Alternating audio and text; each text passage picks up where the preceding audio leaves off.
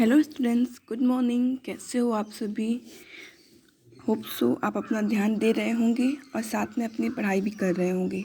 तो चलिए आज की क्लास शुरू करते हैं। पिछले की क्लासेस में हम लोगों ने कबीरदास के से संबंधित जितने भी प्रश्न उत्तर थे उसे पूरा कर लिया है।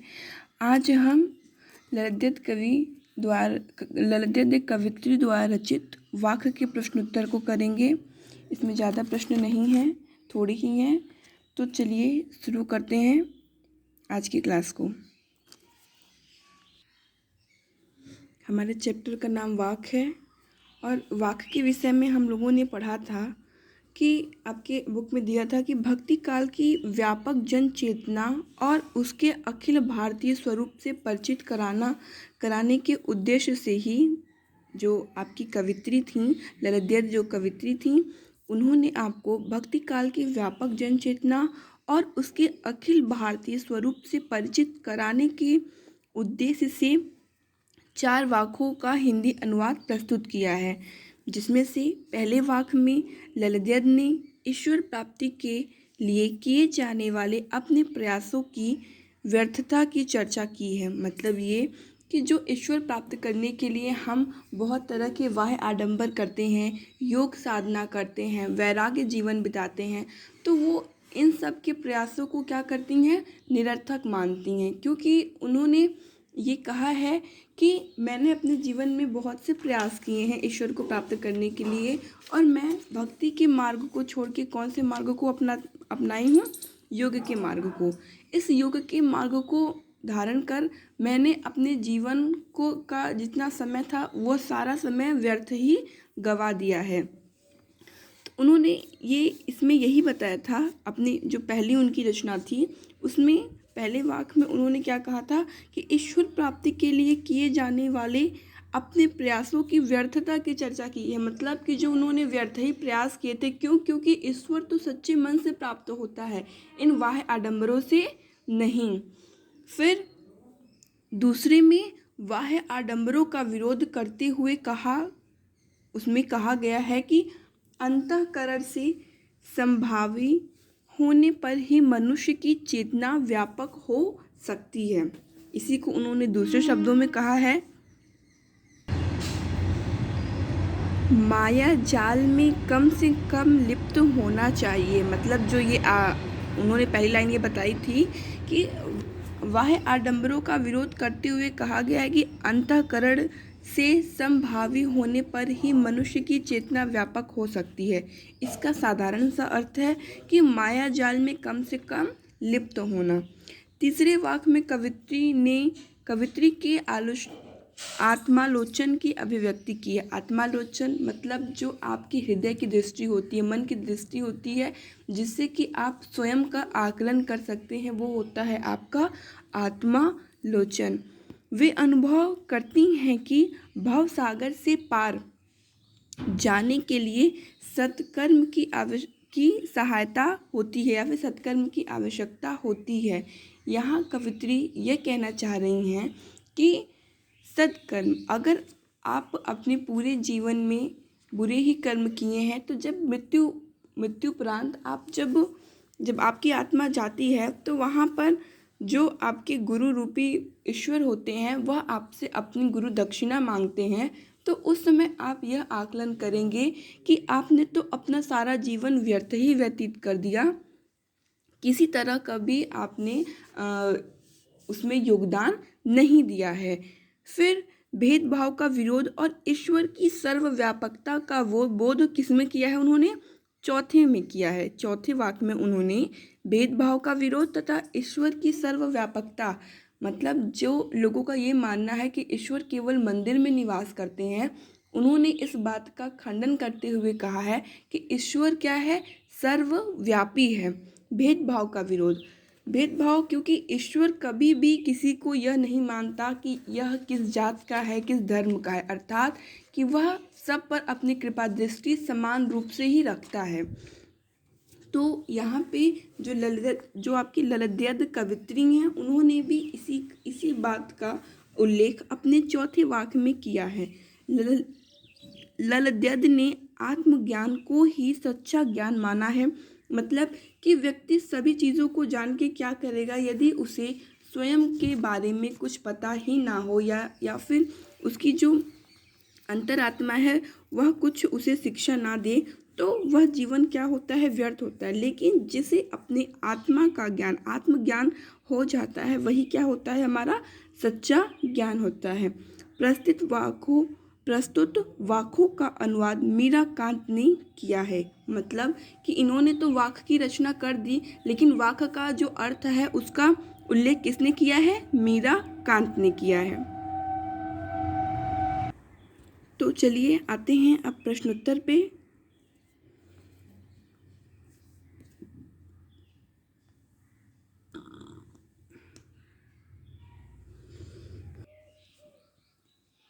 ये हमारा पहला प्रश्न है। पहला प्रश्न है हमारा, रस्सी यहाँ किसके लिए प्रयुक्त हुआ और वह कैसी है। क्या है, रस्सी यहाँ किसके लिए प्रयुक्त हुआ और वह कैसी है। तो हम लोगों ने ये पढ़ा है कि रस्सी कच्चे धागे की खींच रही मैं नाव। क्या लाइन थी, रस्सी कच्चे धागे की खींच रही मैं नाव। तो मतलब यहाँ ये हुआ, इसका अर्थ ये था कि प्रभु मिलन की आस में मैं अपने जीवन रूपी नाव की सांसों को रस्सी के सहारे, मतलब जो सांस की रस्सी है, तो स्पष्ट हो गया कि रस्सी यहाँ किसके लिए प्रयुक्त हुआ है, तो श्वास के लिए प्रयुक्त हुआ है। और वह कैसी है, तो वह कैसी है, वह कमज़ोर है, वह दिन प्रतिदिन अब ख़त्म होती जा रही है। तो चलिए इसका आंसर लिखिए, इस क्वेश्चन का आंसर, रस्सी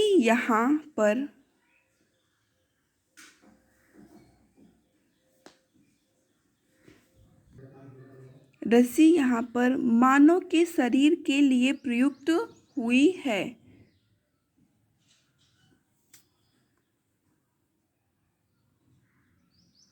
और यह रस्सी कच्ची तथा नाशवान है।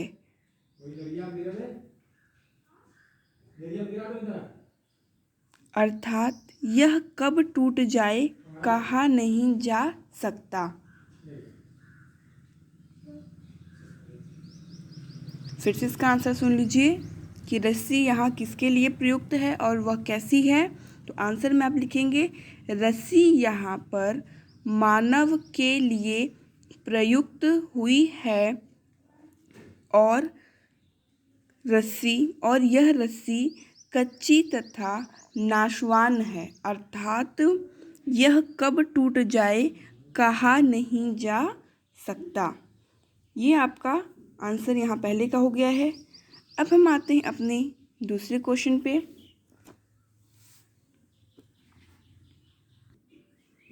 दूसरा क्वेश्चन है, कवयित्री द्वारा मुक्ति के लिए किए जाने वाले प्रयास व्यर्थ क्यों हैं। क्या क्वेश्चन है, कवयित्री द्वारा मुक्ति के लिए किए जाने वाले प्रयास व्यर्थ क्यों हो रहे हैं। तो उन्होंने ये लिखा था ना कि वो जो प्रयास कर रही हैं उनका प्रयास क्यों विफल जा रहा है, इसके क्या कारण है। तो इसके संदर्भ में वो बताती हैं कि जिस तरह से कच्चे घड़े में यदि हम पानी डालते हैं तो वो क्या होता है कि वह रिस कर बाहर निकल आता है, अर्थात कि उसमें एक बूंद भी जल नहीं रहता। उसी तरह यह मेरा जीवन है कि मैं प्रयास तो कर रही हूँ, किंतु मुझे क्या हो रहा है कि मुझे उस ईश्वर की प्राप्ति नहीं हो रही है। क्यों, क्योंकि मैं क्या हूँ, सांसारिक बंधनों से बंधी हुई हूँ। ईश्वर को पाने के लिए मैं जो प्रयास कर रही हूँ वह कौन सा है, उनका किस मार्ग को अपनाया था, उन्होंने योग मार्ग को अपनाया था। तो वो कहती हैं कि मैं अपना जीवन इसी योग मार्ग में बिताती गई, इसी योग साधना में लिप्त रही, लेकिन जीवन का जो वास्तविकता है उससे मैं स्वयं को परिचित नहीं करा पाई। अर्थात कि भक्ति के मार्ग को छोड़कर ये जो मैंने योग साधना के मार्ग को अपनाया है, तो यही मेरे जीवन की सबसे बड़ी असफलता है। इसीलिए मेरे द्वारा किया गया सभी प्रयास क्या हुआ, व्यर्थ ही गया है। तो चलिए इसका आंसर लिखते हैं कि कवियत्री द्वारा मुक्ति के लिए किए जाने वाले प्रयास व्यर्थ क्यों हो रहे थे, क्यों हो रहे हैं। आंसर लिखिए। कवयित्री इस सांसारिकता तथा मोह के बंधनों से मुक्त नहीं हो पा रही हैं। कवियत्री इस सांसारिकता तथा मोह के बंधनों से मुक्त नहीं हो पा रही हैं। ऐसे में वह प्रभु भक्ति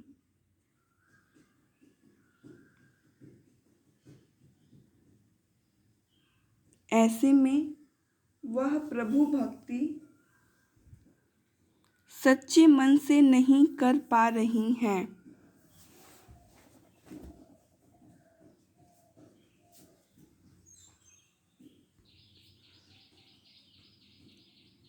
कवियत्री इस सांसारिक तथा मोह के बंधनों से मुक्त नहीं हो पा रही, ऐसे में वह प्रभु भक्ति सच्चे मन से नहीं कर पा रही हैं।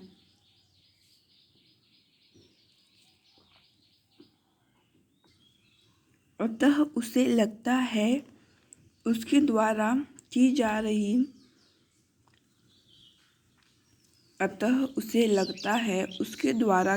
रही सारी साधना व्यर्थ हुई जा रही है। इसीलिए उसके द्वारा मुक्ति के प्रयास भी विफल होते जा रहे हैं।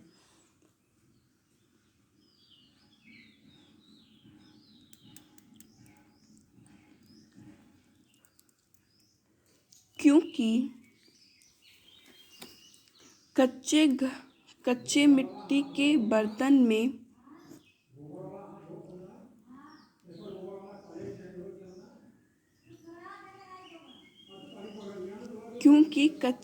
के बर्तन में पानी डालने पर वह रुकता नहीं, अर्थात पानी धीरे धीरे रिस जाता है, मतलब खत्म हो जाता है। पानी धीरे धीरे रिस जाता है। वैसे ही यह मानव शरीर है।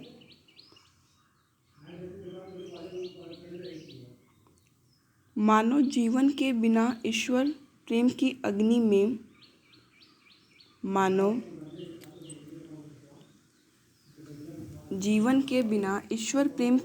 में तपे मनुष्य का जीवन अधूरा रहता है। इसीलिए कवियत्री द्वारा मुक्ति के लिए किए जाने वाले प्रयास व्यर्थ हो जा रहे हैं।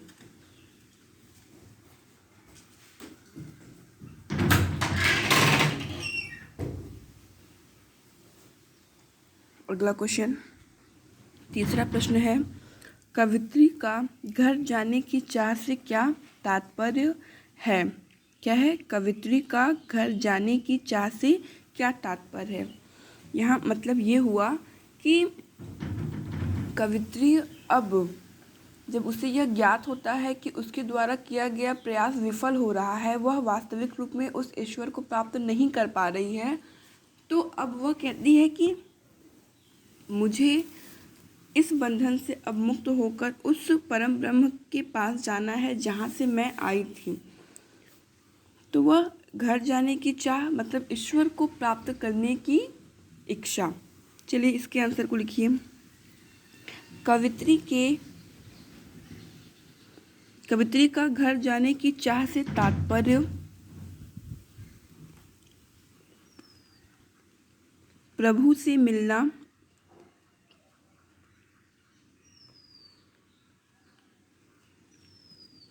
मिलना, ईश्वर की शरण में जाना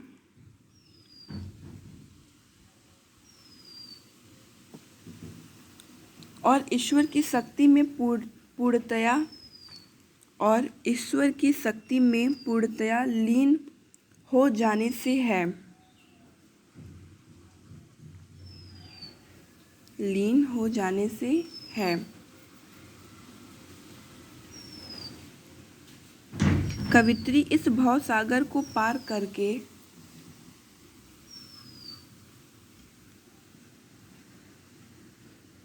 अपने परमात्मा की शरण में जाना चाहती हैं।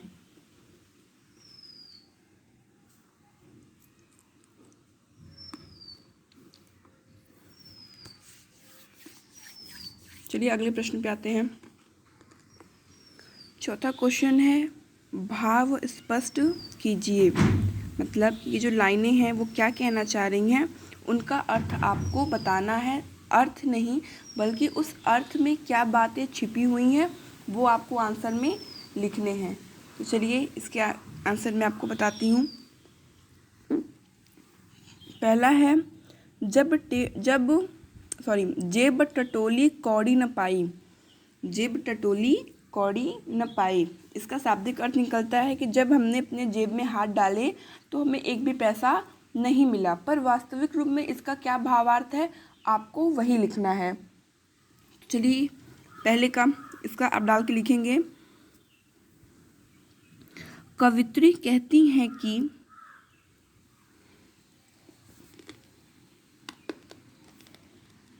इस संसार में आकर वह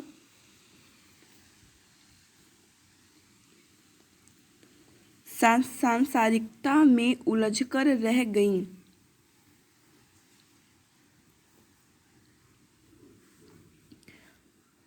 और अंत समय आया, और जब अंत समय आया और जेब टटोली तो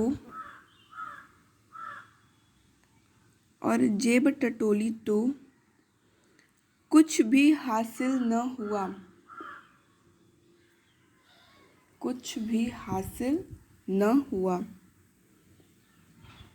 अब उसे चिंता सता रही है कि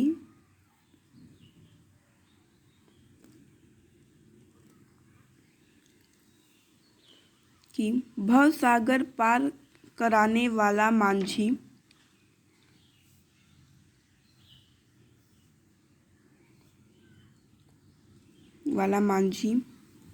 अर्थात ईश्वर को उतराई के रूप में क्या देगी। उतराई के रूप में क्या देगी। क्योंकि वह अपने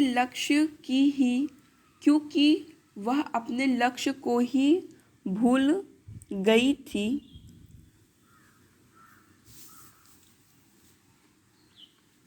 और इस तरह से वह अपने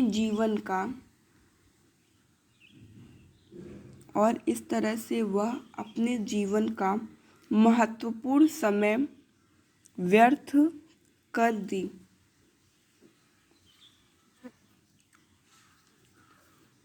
अगले पे आते हैं। खा खाकर कुछ पाएगा नहीं, न खाकर बनेगा अहंकारी। इसका आंसर लिखिए।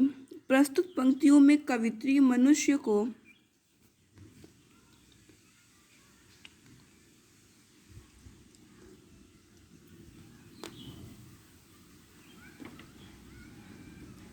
ईश्वर प्राप्ति के लिए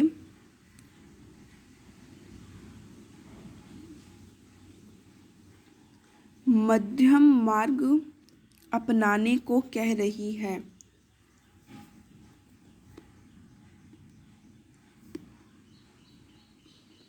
कवित्री कहती है कि मनुष्य को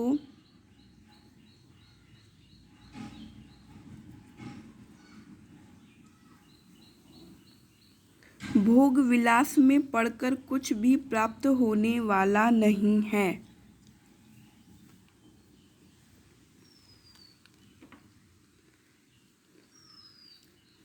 फिर सुन लीजिए।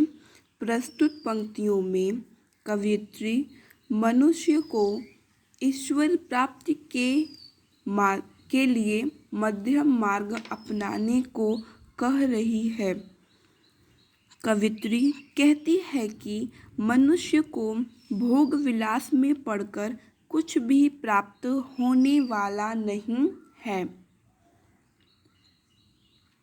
मनुष्य जब सांसारिक भोगों को पूरी तरह से त्याग कर देता है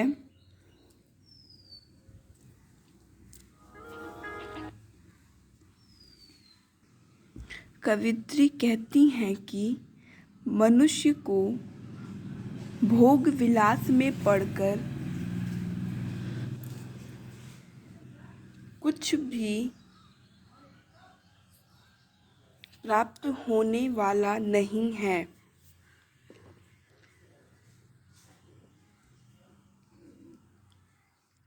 मनुष्य जब सांसारिक भोगों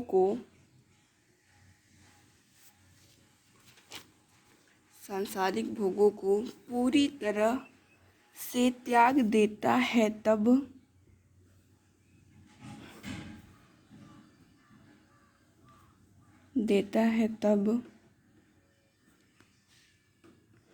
उसके मन में अहंकार की भावना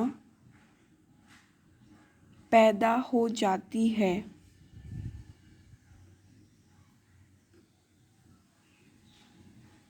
अतः भोग त्याग सुख दुख के मध्य का मार्ग अपनाने की बात यहाँ पर कवित्री कर रही हैं। चौथा क्वेश्चन आपका पूरा हो गया है। अब आते हैं आपके 5वें क्वेश्चन पे।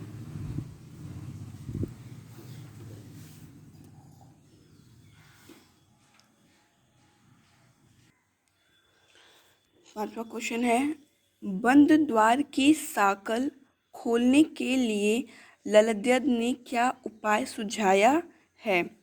बंद द्वार की साकल खोलने के लिए ललद्यद ने क्या उपाय सुझाया है? आंसर लिखिए। बंद द्वार की साकल खोलने के लिए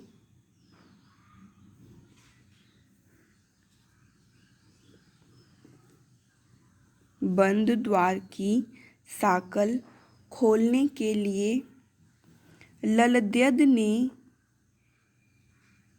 यह उपाय सुझाया है कि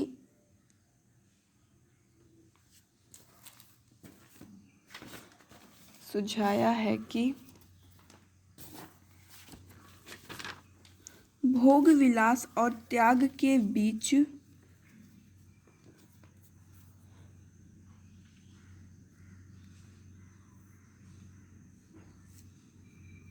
संतुलन बनाए रखना मनुष्य को सांसारिक विषयों में न तो अधिक लिप्त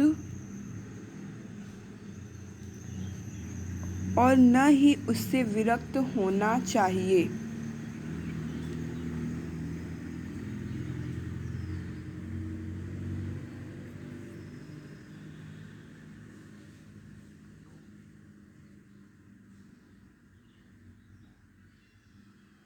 बल्कि उसे बीच का मार्ग अपनाना चाहिए।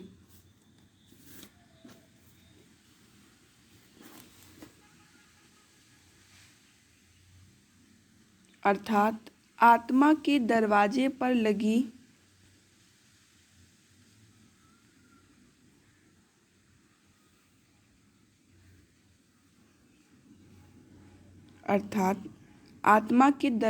पर लगी अज्ञान और अहंकार की कड़ी जब खुल जाती है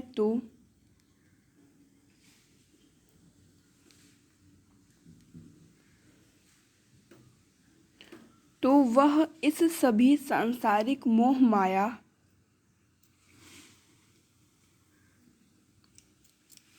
अहंकार बाह्य आडंबर तथा श्रेष्ठता का अंतर नहीं करता वह मन मुक्त हो जाता है। चलिए अगले क्वेश्चन पे आते हैं। अगला क्वेश्चन है, ईश्वर प्राप्ति के लिए बहुत से साधक हठ योग जैसी कठिन साधना भी करते हैं, लेकिन उससे भी लक्ष्य प्राप्ति नहीं होती।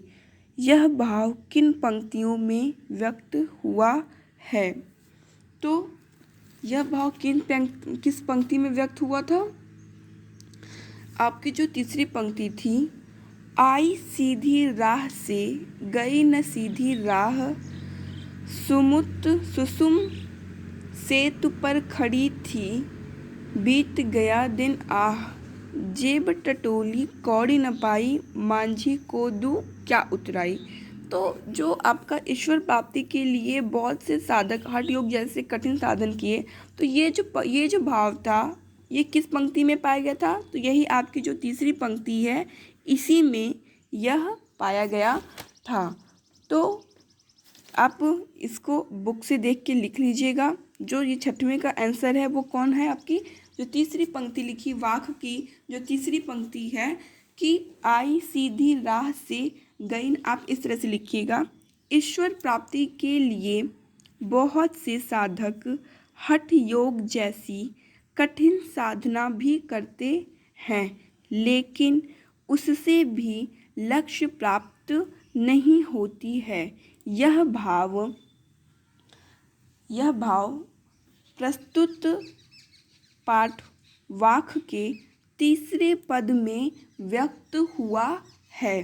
फिर डैश करके आप वो जो लाइन है, आई सीधी राह से गई न सीधी राह, सुसुम सेतु पर खड़ी थी, बीत गया दिन आह, जेब टटोली कौड़ी न पाई, मांझी को दूं क्या उतराई। तो आप वो जो लाइन अभी मैं बोली हूँ वो, और ये आप अपनी चारों पंक्तियाँ जो तीसरी पद की है उसे आप लिख लीजिएगा। चलिए हम आते हैं अपने अगले क्वेश्चन पे। अगला हमारा है 7वां प्रश्न, ज्ञानी से कवयित्री का क्या अभिप्राय है? ज्ञानी से कवयित्री का क्या अभिप्राय है? तो ज्ञानी से अभी जो आपकी ये कवयित्री थी उनका यही अभिप्राय है कि आप अपनी जब बुक में पढ़े होंगे तो उसमें लिखा है, ज्ञानी है तो स्वयं को जान, वही है साहिब से पहचान। मतलब कि यदि वास्तविक रूप में तुम ज्ञानी हो तो तुम्हारा ज्ञान क्या है? स्वयं को पहचानना। और ललित कवयित्री ने भी अपने चौथे वाक्य में के अंत में यही लिखा था कि आत्मज्ञान को ही सच्चा ज्ञान माना जाता है।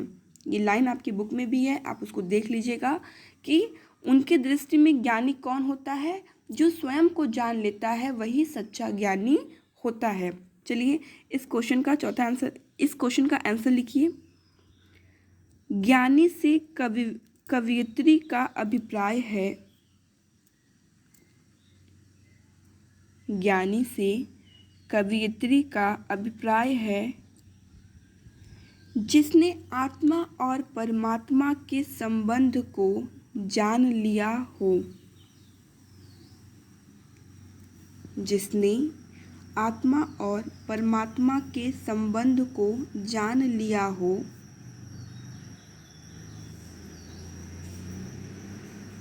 कवयित्री के अनुसार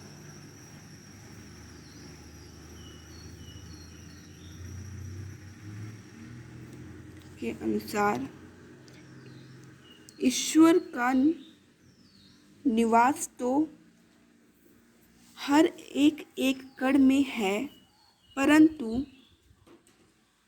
परंतु ईश्वर इसे धर्म में परंतु मनुष्य इसे धर्म में विभाजित कर मंदिर और मस्जिद में खोजता फिरता है।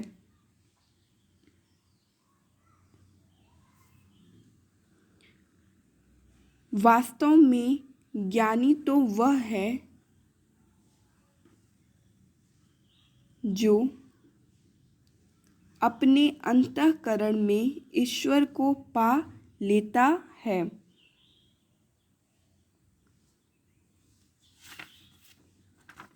अर्थात आत्मज्ञान को ही सच्चा ज्ञान माना जाता है।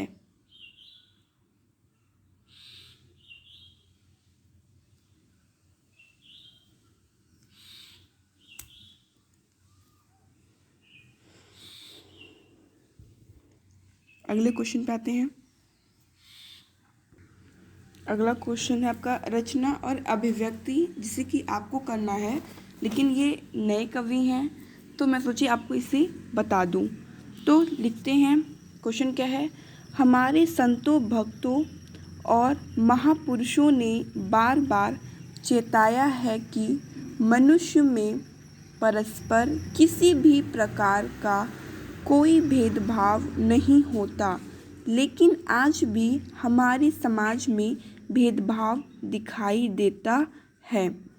तो इससे संबंधित दो क्वेश्चन दिए हुए हैं। पहला क्वेश्चन है, आपकी दृष्टि में इस कारण देश और समाज को क्या हानि हो रही है। दूसरा है, आपसी भेदभाव को मिटाने के लिए अपने सुझाव दीजिए। तो चलिए, जो पहला क्वेश्चन है, आपकी दृष्टि में इस कारण देश और समाज को क्या हानि हो रही है, तो चलिए इसके आंसर लिखिए। समाज में व्याप्त भेदभाव के कारण निम्नलिखित हानियां हो रही हैं।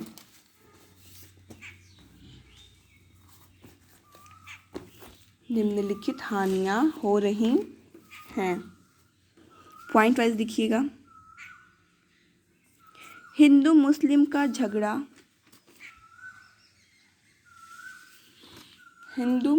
झगड़ा इसी भेदभाव की उपज है, जिसके परिणाम स्वरूप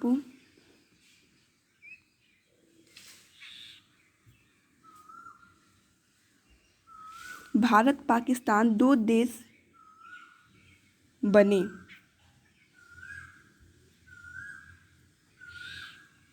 दूसरा पॉइंट, भेदभाव के कारण ही उच्च और निम्न वर्ग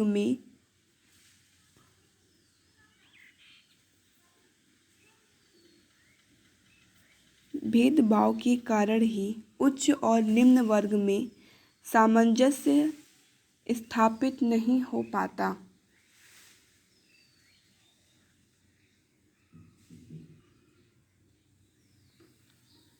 तीसरा पॉइंट, पर्वों के समय अनायास झगड़े की स्थिति उत्पन्न हो जाती है। पर्वों अर्थात त्योहार के समय अनायास झगड़े की स्थिति उत्पन्न हो जाती है।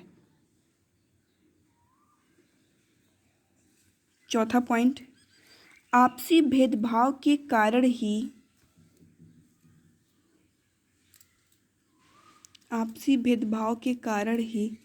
एक वर्ग दूसरे वर्ग को संदेह और अविश्वास की दृष्टि से देखता है।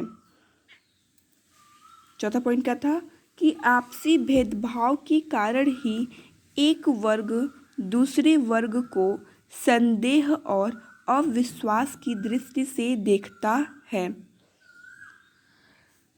पांचवा पॉइंट, भेदभाव की उपज से अलगाववाद, उग्रवाद जैसी सामाजिक समस्याएं पैदा होती हैं। ये आपके पहले का आंसर हो गया। अब दूसरे के आंसर पे आते हैं कि आपसी भेदभाव को मिटाने के लिए अपने सुझाव दीजिए। तो कुछ सुझाव मैं आपको बता रही हूँ और कुछ सुझाव यदि आप लिखना चाहो तो आप अपने अभिव्यक्ति को व्यक्त कर सकते हैं कि आप क्या चीज़ कर सकते हैं इस भेदभाव को मिटाने के लिए। तो लिखिए, आपसी भेदभाव को मिटाने के लिए निम्नलिखित सुझाव अपनाए जा सकते हैं।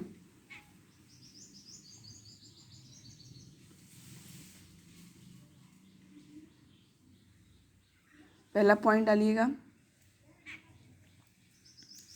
आपसी भेदभाव को मिटाने के लिए सबसे पहले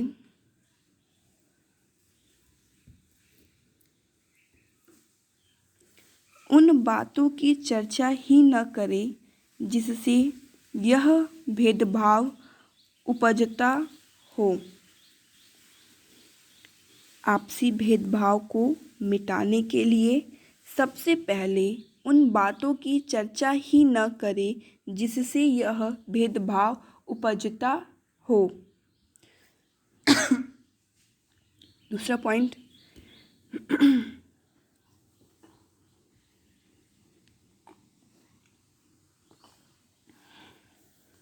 सरकार अपनी नीतियों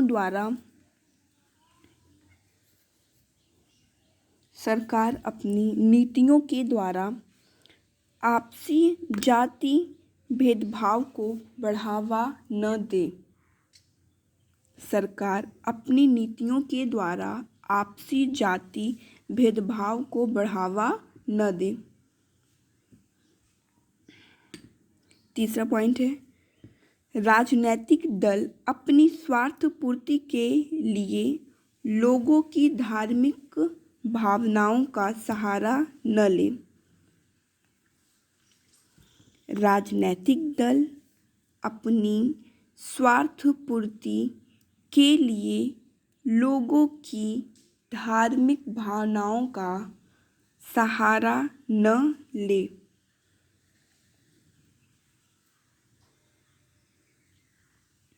चौथा पॉइंट, नौकरियों,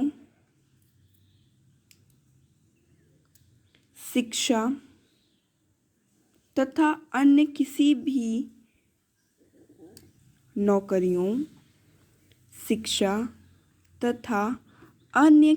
भी सरकारी योजनाओं के आरक्षण को बढ़ावा न देकर योग्यता को आधार बनाना चाहिए। यहाँ पे इस लाइन का मीन्स ये है कि आजकल जो आपके एग्ज़ाम्स हो रहे हैं या फिर किसी का सिलेक्शन हो रहा है तो उस समय क्या होता है कि आरक्षण रखा जाता है जिसमें सामान्य वर्ग और आपस में जनरल, ओबीसी, एसटी, एससी इस तरह से विभाजन किया जाता है। तो यहाँ इस लाइन में यही कहा जा रहा है कि इस तरह के भेदभावों का समापन कर देना चाहिए। ये जो आरक्षण वाली बातें हैं कि अगर कोई निम्न वर्ग का है तो वो कम नंबर पाता है तो हम उसे दे दें, हम उसकी आर्थिक सहायता करें, ना कि एग्ज़ाम, क्योंकि एग्ज़ाम होता है वह सबके माइंड के हिसाब से होता है, उसमें पैसे की कोई सहायता नहीं होनी चाहिए। आपको करना है तो आप उसके एडमिशन के लिए पैसे दे दीजिए, लेकिन जब भी कोई प्रतियोगिता हो तो उसमें आरक्षण नहीं रखना चाहिए। क्यों? क्योंकि इससे कभी कभी क्या होता है कि जो लोग पढ़ने में थोड़े कमज़ोर होते हैं और निम्न वर्ग के होते हैं तो उन्हें इस चीज़ का फ़ायदा मिल जाता है। उसके विपरीत जो ओबीसी, जनरल इन सब में आते हैं तो वो पढ़ने के बावजूद भी अच्छे नंबर लाने, लेकिन जो उनके लिए आधारित मेरिट होती है यदि वह उतना नहीं पा पाते तो वो क्या होते हैं, उस स्थिति में उन्हें वो बहुत ही हताश और निराश हो जाते हैं। क्यों? क्योंकि उन्हें ये लगता है कि यदि यह आरक्षण नहीं होता तो शायद आज हम भी इस नौकरी को पा लेते जिससे कि इस कम नंबर वाले व्यक्ति ने पाया है। तो वहीं से जो उसकी मानसिकता होती है वह वहाँ पे बिगड़ने लगती है कि वहीं से यह भेदभाव का आरंभ शुरू हो जाता है कि यदि यह आरक्षण नहीं रहता तो शायद आज उस नौकरी को मैं पा लेता जो कि अधिक नंबर पाया हूँ, किंतु उस नौकरी को उसने प्राप्त किया जो कि कम नंबर पाया है और निम्न वर्ग का है। तो यही से यह जात पात या भेदभाव की भावना शुरू हो जाती है। तो चौथे पॉइंट का यही आपका मीन्स यहाँ पे निकलता है। पांचवा पॉइंट है, स्कूली पाठ्यक्रम भी एकता समता पर आधारित हो। इस पंक्ति के कहने का अभिप्राय यह है कि चाहे जिस वर्ग का व्यक्ति हो, चाहे वो निम्न हो, उच्च हो, किसी भी जात का हो, सभी को एक साथ एक कक्षा में एक बेंच पे उनको बिठाया जाए। मतलब कि ये न देखा जाए कि ये किसी और जात का है तो इसी किसी और कमरे में बिठाया जाए, और ये किसी अच्छे जात का है तो इसे यहाँ। अच्छे और बुरे जैसे शब्दों का ही यहाँ पे समापन हो जाना चाहिए। क्यों? क्योंकि स्कूल एक रूप का, जैसे माना जाता है कि ईश्वर एक है, वैसे ही स्कूल भी वही ईश्वर का स्थान होता है। इसीलिए जिस तरह की मंदिर में बिना भेदभाव के सब दर्शन को जाता है, पूजा को जाता है, वैसे ही स्कूल भी वह मंदिर होता है जहाँ बिना भेदभाव के सबका प्रवेश होना अनिवार्य है। तो यहाँ ये आपके क्वेश्चन आंसर समाप्त होते हैं। आपके 2 पाठों के क्वेश्चन आंसर हो चुके हैं।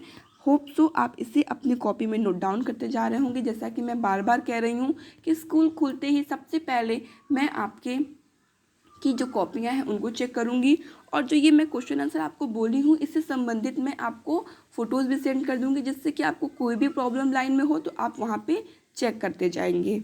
ठीक है, तो क्लास को एंड करते हैं।